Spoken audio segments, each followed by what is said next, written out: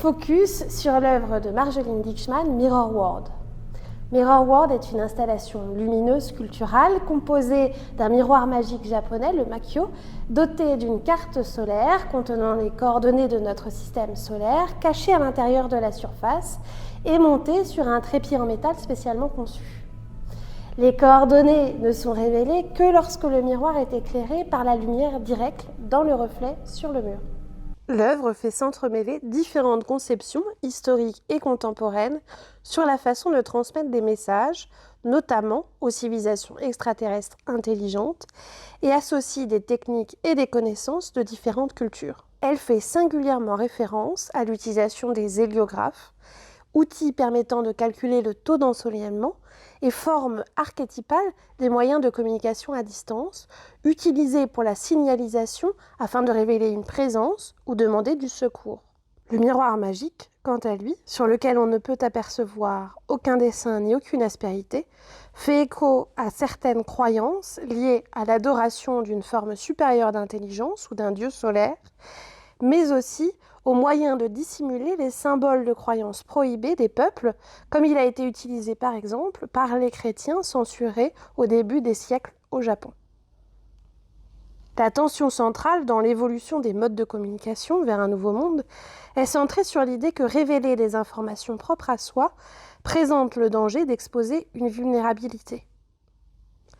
À l'instar du miroir magique, l'œuvre reflète ainsi cette complexité entre le désir de connexité et la réserve résultant de l'instinct de conservation qui anime nos relations avec l'autre.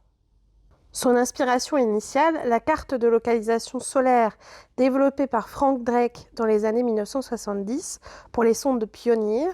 est actuellement l'objet fabriqué par l'homme le plus éloigné de la Terre dans l'espace.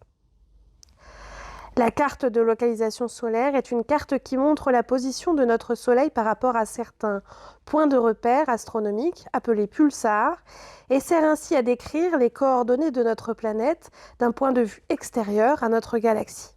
Le fait, historiquement avéré, que les informations contenues sur ces plaques, qui devaient constituer la première tentative humaine pour une communication avec une espèce alien, soient erronées, illustre peut-être cette part inconsciente de notre résistance à nous dévoiler. L'artiste a pris le parti pour cette pièce de développer en collaboration avec l'astronome Roy Smith une nouvelle carte de localisation